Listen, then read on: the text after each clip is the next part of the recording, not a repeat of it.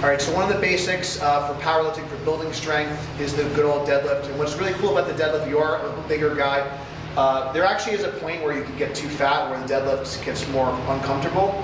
So for me, the deadlift is a great measuring stick for strength and keeping muscle on. So as you get leaner, sometimes your positioning will actually get better. So if you are someone that's a little bit bigger, you want to lose some weight, you want to cut some fat, if you're going to do one movement for strength, keeping a deadlift in your plan is a really good, again, it's a measuring stick for your strength, but also a great way to keep muscle mass while you're in the cut, while you're trying to get a little bit leaner. So you want to go over the finer points of the deadlift.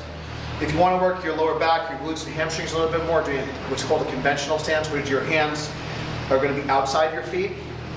That's a great place to start. If you do have some lower back issues, or you wanted to have a goal of working your hips a little bit, maybe you're a competitive powerlifter like myself, so when I compete, I use a sumo stance so I can lift a little bit more weight.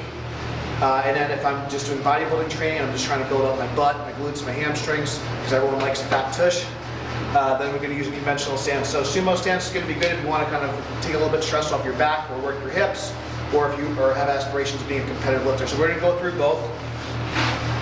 So kind of like where you would do a vertical jump from is a good place to start. And the barbell's going to cut your foot in half. You want the bar right over your midfoot. We're going to grab the bar and what's called pull the slack out. So we're going to hear that click, and we're going to pull ourselves in position so our back is straight and our shins are in contact. Now it's going to be the same for both stances, and if you're using a wider stance, your feet are going to be more angled out, and you're going to really want to open up your hips and spread your groin apart.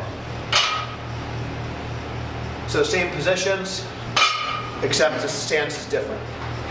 Once we get in a good position, we're going to push with our legs and then finish with our glutes. So we're going to do a leg press into the ground and then do a back extension.